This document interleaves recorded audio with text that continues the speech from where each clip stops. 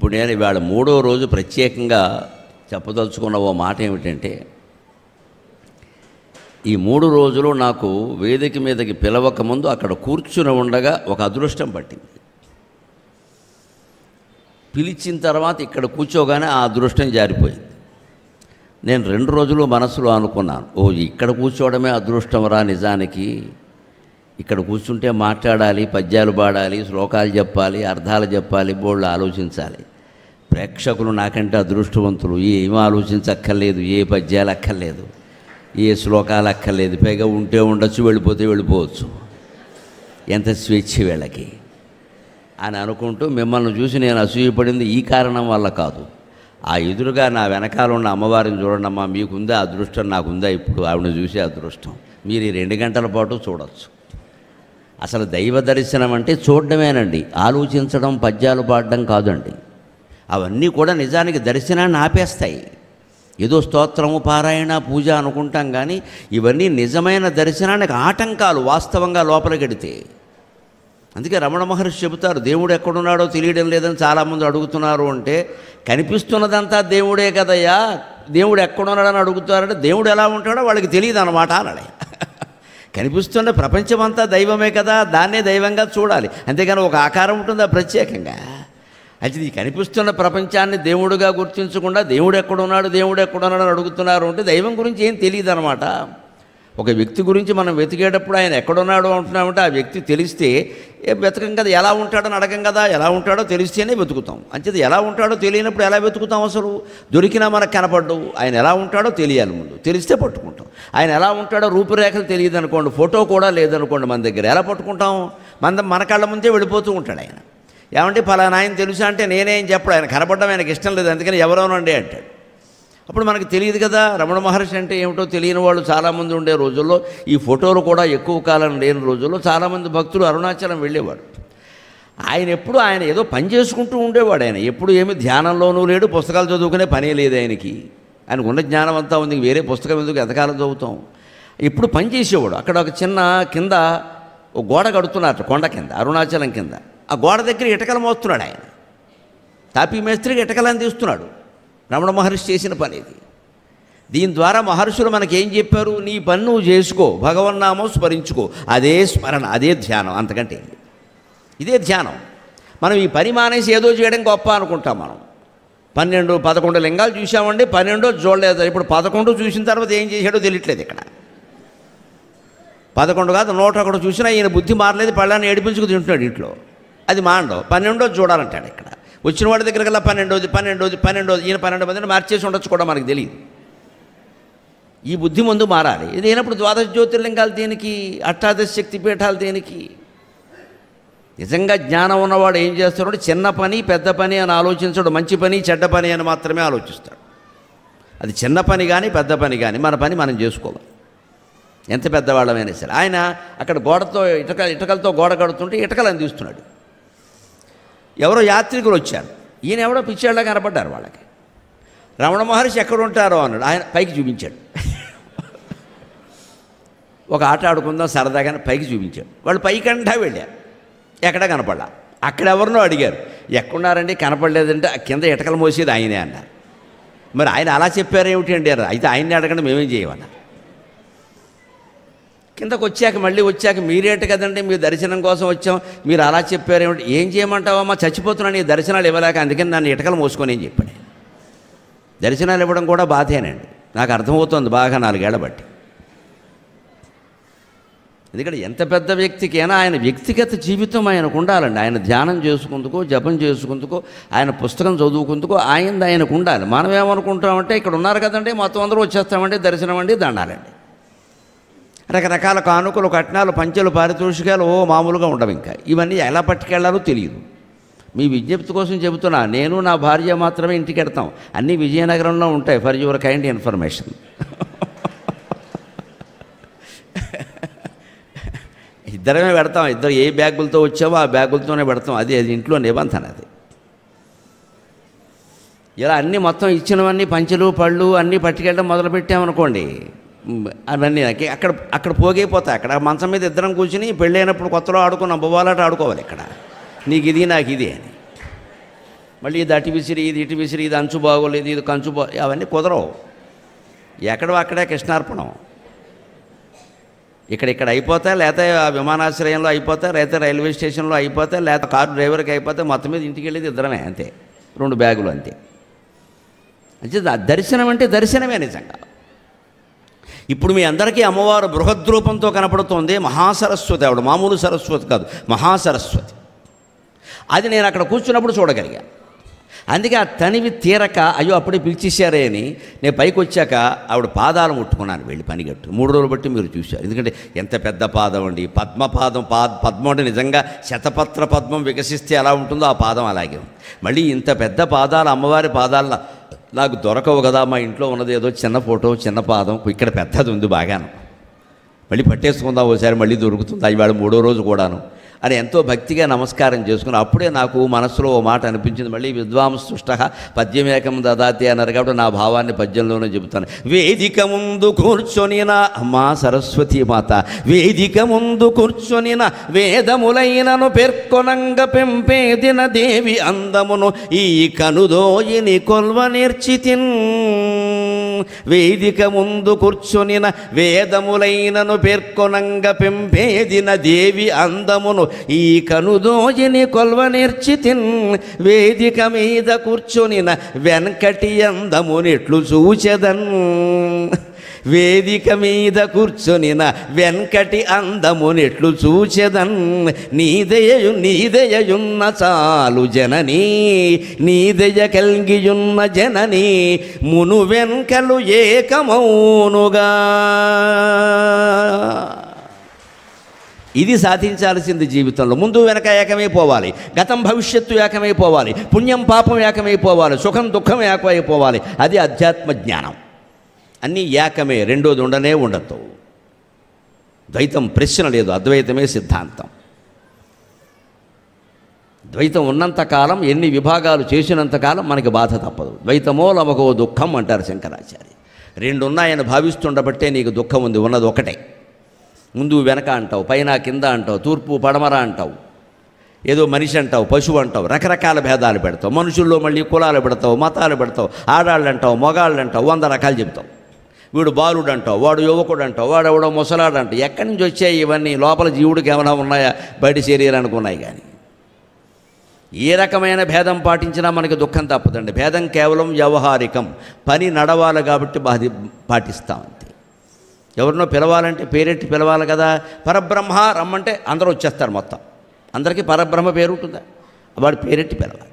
బ్రహ్మ సర్వం బ్రహ్మమయం అని చెప్పి అందరినీ బ్రహ్మ బ్రహ్మ బ్రహ్మ అంటే నాకు ఆ పేరు లేదని ఎవడు రాడు. పేరెట్టి పిలవాలి. పేరెట్టి పిలుస్తున్నా కూడా అతను బ్రహ్మే, ఆమె బ్రహ్మే. సర్వం బ్రహ్మమయం, సర్వం కల్విదమేవాహం నా అంజదస్తి సనాతనం అని దేవీ భాగవతంలో అమ్మవారు చెప్పినట్టు అంతా ఒకే స్వరూపం. ఈ పేర్లు పెట్టడం, నామం, రూపం ఇవన్నీ ఎందుకంటే కేవలం వ్యవహారం కోసం. అందుకని వేదిక ముందు కూర్చొని నా వేదములైనను పేర్కొనంగ పెంపేదిన దేవి అందమును ఈ కనుదోజిని కొల్వ నేర్చితి. అక్కడ కూర్చుంటే హాయిగా ఏ బాధ్యత, ఏ బరువు లేకుండా చెప్పేదేదో 2 మాటలు వినొచ్చు. ఇష్టం లేకపోతే వెళ్ళిపోవచ్చు. అన్ని స్వేచ్ఛలు ఉన్నాయి. పైగా ఏమీ అక్కర్లేదు. మీ అందరికీ లభించిన గొప్ప అదృష్టం ఏంటంటే అమ్మవారిని చూడొచ్చు. అలాగా ఇంకా ఈ సింహాసనం కొంచెం అడ్డంగా ఉంది, ఇది లేకపోతే ఇంకా బాగా చూడొచ్చు. అంచేత రేపటి నుంచి కూడా కేవలం ఈ ఆలయానికి ప్రవచనాలు వినడం కోసం కాదండి, అంత బృహత్స్వరూపంతో ఉన్న మహాభారతీదేవిని, మహాసరస్వతీదేవిని దర్శించడానికి రండి చాలు. దర్శించడానికి రండి చాలు. మీ ఇంట్లో ఉన్న పూజామందిరంలో విగ్రహాలకేసి కూడా ఏ అర్చన చేయకుండా, ఏ స్తోత్రము చదవకుండా, ఏ మాట మాట్లాడకుండా, రెప్పార్పకుండా చూసే ప్రయత్నం చేయండి. రెప్పార్పకుండా చూసే ప్రయత్నం చేయండి. దాన్నే దర్శనం అంటారు. అది అలా చూస్తే కలిగే గొప్ప లాభం ఏమిటంటే అదేం మామూలు లాభాలతో పోల్చేటువంటి లాభం కాదు. ఎత్ర నాణ్యత్ పశ్యతి నాణ్యత్ శృణోతి నాణ్యత్ విజానాతి స భూమా. ఎక్కడ మరేది వినపడదో, మరేది కనపడదో, మరేది తెలుసుకునే అవకాశం లేదో దాన్ని భూమా అంటారు. ఏకాకిని భూమ రూప నిర్ద్వైత ద్వైత వర్జిత లలితా సహస్రంలో ఉన్నమాట. భూమరూప అంటే వ్యాఖ్యానం ఇది.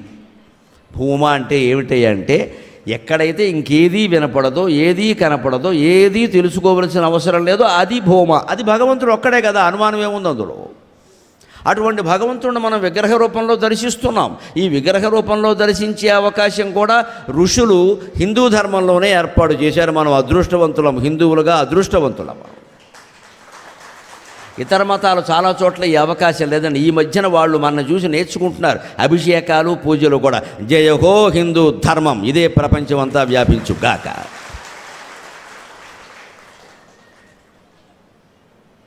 ఏం చెప్పినా ఎవరు ఎన్ని వేషాలు వేసినా మన దారిలోకి రావాల్సిందే, తిరుగులేదు. ఇంకా ఇది ఋషి ధర్మం, ఇది ఋషిపీఠం, ఇది నిస్వార్థంతో ఋషులు సృష్టించినటువంటి ధర్మం. నేర్చుకుంటున్నారు. ఎందుకంటే ఏ ప్రక్రియ లేకపోతే భక్తుడికి సంతృప్తి ఉండదండి. అందుకోసం విగ్రహారాధన ఏర్పాటు చేశారు. అంతేకాని విగ్రహమే నీకు మోక్షం ఇస్తేస్తూనే ఎవరు చెప్పాలి. అంత అజ్ఞానులు ఎవరు లేరు ఇక్కడ.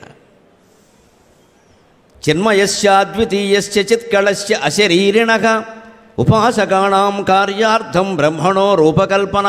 భగవంతుడు చిన్మయుడు. చిత్ అంటే మనం కలగనడానికి ముందు ఒక తెర వస్తుంది, చూడగలిగితే తెలుస్తుంది. ప్రతి కళకి ముందు వస్తుంది. తెర లేకుండా సినిమా ఆడదు కదా.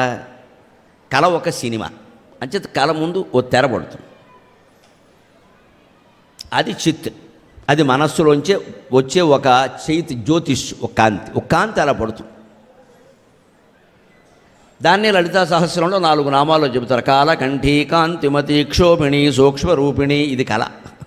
కళకి 4 మాటలు. కాలకంఠీ, కాలం ఎక్కడుందంటే మన మనస్సులో, కంఠంలో ఉంది. కాలం అంటే మనస్సు. మనం జాగ్రత్త అవస్థలో ఉన్నప్పుడు మనస్సు కళ్ళల్లో ఉంటుంది. కలగనేటప్పుడు కిందకి దిగుతుంది, కంఠంలోకి వస్తుంది. గాఢ నిద్రలో వెళ్ళాక ఇంకా కిందకి దిగుతుంది, హృదయంలోకి వెళ్ళిపోతుంది. అక్కడ ఏమీ ఆలోచనలు ఉండవు.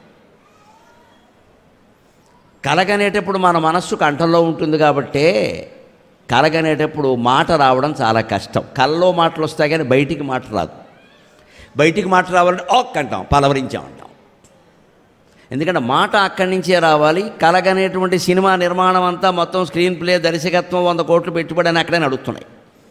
ఇదంతా సినిమా కంఠంలో నడుస్తుంది. అందుకే కలగంటున్నారు అని మనం తెలుసుకోవచ్చు. ఎవరైనా పడుకొని ఉన్నప్పుడు వాళ్ళకి మెలకువ రాకుండా చూడగలిగితే మనం లైట్ వేసి కలగంటున్నారని తెలుసుకోవచ్చు. ఒకటి, కంఠంలో ఇక్కడ ఇలా కదులుతున్నట్టుగా ఉంటుంది స్వల్పంగా. అది పెద్ద కనపడదు కానీ కనపడుతుంది కొంత. అంతకంటే గొప్ప గుర్తు, రెప్పలు మూసి ఉన్నప్పటికీ కనుగుడ్డు లోపల నుంచి కదులుతున్నట్టుగా రెప్పల మించి కనపడుతుంది అంటే ఖచ్చితంగా కలగంటున్నాడు వాడు నిద్రపోట్ల. ఈ రెప్పలు కదులుతున్నాయి అంటే కలగంటున్నట్టు లెక్క. గాఢ నిద్రలోకి వెళ్ళాడు అంటే రెప్పల లోపల కదలి కంటిగుడ్డు కదలదు. అంచేత మొత్తం కళారూపంలో కనపడుతున్నదంతా కంటిపాప అటు ఇటు తిరగడం వల్ల జరుగుతున్న ప్రక్రియ. మన జీవితంలో మనం కంటున్న కళ మన కంటిపాప అటు ఇటు తిరుగుతూ ఉండడం వల్ల కలుగుతున్న ప్రక్రియ. ఈ సృష్టి మొత్తం ఒక కళ. అది శ్రీమన్నారాయణమూర్తి కంటిపాపలు కదులుతున్న ప్రక్రియ. ఇంతకంటే ఏమీ లేదు ఇక్కడ. ఇది వ్యష్టి, అది సమష్టి అంతే. ఈ మొత్తం సృష్టి అంతా కలిపి ఒక కళ. అందులో నువ్వు నేను ఉన్నావు ఇక్కడ. ఇవన్నీ ధరించిన పాత్రలేని ఆయనే. విశ్వం విష్ణువు, విశ్వమంతా విష్ణువే అంటే అర్థమేమిటి? ఊరికే నామాలు చదువుకుంటూ పోవడం. విశ్వమంతా విష్ణువు ఎలా అవుతారు? విశ్వమంతా విష్ణువే, అనుమానం ఏమీ లేదు. ఆయన కూడా క్షీరసాగరంలో పడుకున్నవాడే కలగంటాడు. శివుడు పడుకోలేదు, బ్రహ్మ పడుకోలేదు, కలగనరు, విష్ణువే కంటాడు. అందుకే మొత్తానికి పాలకుడు విష్ణువు అన్నారు ఆయన. ఎందుకంటే ఆయన పడుకున్నాడు, కలగంటున్నాడు. ఆ కలే పరమాత్ముడు కన్న కలలు ప్రపంచము నిద్రలో ఉన్న కన్న కళ నిక్కముగాదు కదా తలంపగా. అంటే జీవితాన్ని ఒక కళగా భావించడం ఒక్కటే జీవితంలో సమస్యలన్నిటికీ పరిష్కారం. దానికి ఏదో చేయడం, దీనికి ఏదో చేయడం, ఎన్ని చేసినా మళ్ళీ పెద్ద గడ్డిమేటి. ఇది మళ్ళీ ఏదో వస్తూనే ఉంటుంది ఇక్కడ. ఏం చెయ్యాలయ్యా? ఏది జరుగుతోందో దాన్ని జరగనిస్తే చాలు. మనం పని కట్టుకుని చేయాల్సిన పని లేదు అసలు. జరిగేదాన్ని జరగని మనం వేలెట్టుకి ఎలుగుతామండి. ఇలా జరగడానికి వీలేదు, అలా జరగడానికి వీలేదు. అడగకపోతే ఎలా ఊరుకుంటాం? ఊరుకో, వస్తే ఊరేసుకో. పని కట్టుకునేదో దెబ్బలాడుతూ ఉంటాం, పెద్దది అయిపోతుంది ఆ గొడవ. అంత సాక్షిగా చూడాలి. ఎందుకంటే పరమేశ్వరుడు సాక్షిగానే చూస్తున్నాడు. అంటే దర్శనం దర్శనం దర్శనం. గుళ్ళోకి వెళ్ళినా సరే దైవ దర్శనం. అర్చనలు, గోత్రాలు, నామాలు ఇవన్నీ తర్వాత విషయాలు. నా పేరు చెప్పండి, మా మేనల్డు పేరు చెప్పండి, మా తోడల్డు పేరు చెప్పండి అని గొడవ పెట్టకూడదు. చచ్చిపోతున్నారు పూజారులు ఈ కంఠస్థాలు చేయలేక. ఇదాని విష్ణు సహస్రమా? వాళ్ళ ప్రాణాలు తింటారు వెళ్ళి. ఇక్కడ ఒక 100 పేరు చెప్పడం. ఇంటి దగ్గర ఉన్నవాళ్ళు అందరి పేర్లు, ఊళ్ళో ఉన్నవాళ్ళు అందరి పేర్లు అవసరమా? ఇచ్చేదేమో రూపాయి పావలా. ఇదంతా అహంభావం అండి నిజం చెప్పాలంటే. ఏదో ఒక పేరు అడుగుతారు, వచ్చిన ఒక ఆయన పేరు అడుగుతారు, గోత్రం అడుగుతారు, ధర్మపత్ని సమేత. భార్య పేరు దేనికండి? అవసరం లేదమ్మా. అవమానించడం కాదు, తక్కువ చేయడం కాదు. ఇక్కడ భార్య పేరుతో సరిపెడతారు, మళ్ళీ పిల్లల పేరు. మళ్ళీ ఈ భార్యకో భర్తకో పుట్టింటి వాళ్ళ మీద ప్రేమ ఉంటుంది, వాళ్ళ పేరు. ఈయనలే మా అక్క కొడుకు బాగులేదు, వాడి పేరు చెప్పండి అంటే వాడు రాడు ఇక్కడికి. అంటే మనం ఇచ్చేటువంటి 100 రూపాయల దక్షిణలో ఎంత ప్రయోజనం ఆశిస్తున్నావో మనం ఇక్కడ. ఇన్ని అవసరమా? అసలు గుళ్ళో ఉన్నామంటే దర్శనం కేవలం. కళ్ళజోడు పెట్టుకోవాల్సిన కర్మ వచ్చిందంటే కర్మ అంతే. లేకపోతే కళ్ళతో చూడగలిగితే మంచిది. నఖశిఖ పర్యంతం చూడాలి విగ్రహాన్ని. ఎంతసేపు చూడనిస్తే అంత. తిరుపతి వంటి దేవాలయాల్లో కుదరదు చూడడం. ఇక్కడ ఏం పోయిందండి? ఎంతసేపు చూస్తే ఎవరు కాదంటారు మిమ్మల్ని? వీళ్ళు హాయిగా చూడాలి, నిలబడి పక్కకి వెళ్ళి. ఎవరో మనని చూడడం సమస్య కాదు, ఫోటోలు తీయడాలా ఏవీ పనికిరావు. ఎవరో వచ్చారు మనకు అనవసరం. దేవుడు కనబడే వీలుగా ఓ మూల కూర్చున్నా మంచిదే. అలా ఒక అరగంట సేపు చూడగలిగితే మంచిది. అదే దర్శనం. అది అంచేది ఇక్కడ అదే దర్శనం. ఇక్కడ అక్కడ కూర్చుంటే హాయిగా వేదాలు కూడా పేర్కొనడానికి సాధ్యం కానటువంటి నీ స్వరూపాన్ని హాయిగా చూడగలిగానమ్మా. వేదిక మీద కూర్చొని వెంకటి అందమునెట్లు చూచెదన్. ఇక్కడ నీకు అడ్డంగా నేనే ఉన్నానమ్మా. ఇక్కడ ఏవో మాటలు మాట్లాడుతూ ఇక్కడ అంచేత నీ అందాన్ని చూసే అవకాశం నాకు కూడా లేదు తల్లి. కానీ నాకు తెలిసిన జ్ఞానం ఏమంటుంది అంటే, నీ దయ కలిగియున్న జననీ మును వెంకలు ఏకమౌనుగా. భగవంతుడు దయ ఉంటే ముందు వెనక రెండు ఏకమవుతాయి. ఎందుకని వేదం చెప్పింది. ఏం చెప్పింది దేవుడి గురించి? స పశ్చాత్ స పురస్తాత్ స ఊర్ధ్వస్తాత్ స ఏవ అధస్తాత్ స దక్షిణత స ఏవోత్తరత స ఏవేదగం సర్వం. స పశ్చాత్ స పురస్తాత్, వెనకాల ఉన్నది అదే శక్తి, ముందున్నది అదే శక్తి. అంచేత మును వెనకలు ఏకమౌనుగా. ఆ జ్ఞానం ఉంటే చాలు. స ఊర్ధ్వస్తాత్ స ఏవ అధస్తాత్, పైన ఉన్నది అదే శక్తి, కింద ఉన్నది అదే శక్తి.